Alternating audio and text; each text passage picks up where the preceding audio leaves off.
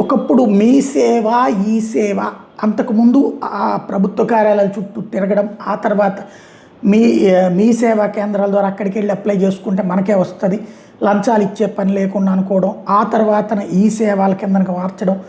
అయితే ఆటిట్లలోనూ లంచాలు లేకపోతే పని జరగకుండా ఆగిపోవడాలు లాంటి సిచ్యుయేషన్లో జగన్ వచ్చిన తర్వాత తీసుకొచ్చి, అంతకుముందు చంద్రబాబు గారు ఉన్నప్పుడు జన్మభూమి కమిటీలు అనేసి తన కార్యకర్తల ద్వారా ప్రజలకి సేవలు అందించమని బిగిన్ చేస్తే వాళ్ళు లంచాలు తిని ఇబ్బంది పెట్టినటువంటి సందర్భంలో పెన్షన్లు, రేషన్ కార్డు ఇట్లా ప్రతిదానికి లంచాలు తిన్న సందర్భంలో అదే చంద్రబాబు గారిని 23 సీట్లకు పరిమితం చేసినటువంటి సిచ్యుయేషన్ ఒక ఎత్తు అయితే, దాన్ని కంట్రోల్ చేయడానికి జగన్మోహన్ రెడ్డి వాలంటీర్ సిస్టమ్ తీసుకొచ్చాడు.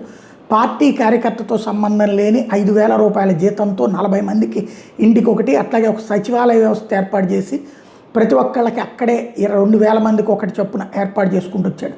దాని మీద తీవ్రమైన విషం చిమ్ముతా వచ్చారు అటు చంద్రబాబు అయినా పవన్ కళ్యాణ్ అయినా. తద్వారా వాళ్ళని ఏదో వ్యభిచారుల కిందన చిత్రీకరించుకొచ్చినటువంటిది పవన్ కళ్యాణ్ అయితే, వాళ్ళు దోపిడీదారులు అని చెప్పినటువంటి చంద్రబాబు చివరిలో ఇద్దరూ కలిసి మళ్ళీ 10,000 రూపాయలు మేము ఇస్తాం, వాళ్ళని కంటిన్యూ చేస్తామని చెప్పారు. ఆ తర్వాత అధికారంలోకి వచ్చాక మార్చేశారు. ఇప్పుడు హీరో విజయ్ ఆ పని తను చేస్తానంటున్నాడు.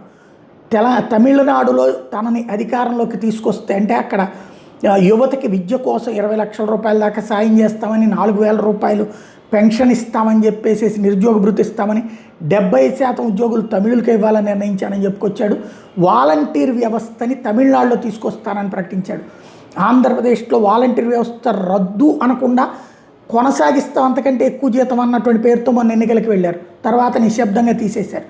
అదే అక్కడ ఇప్పుడు వాలంటీర్ వ్యవస్థ ప్రయోజనాలు తమిళియన్స్కి తెలిసినాయి కాబట్టి తమిళనాడులో వాలంటీర్ వ్యవస్థ ఇస్తానంటున్నాడు విజయ్.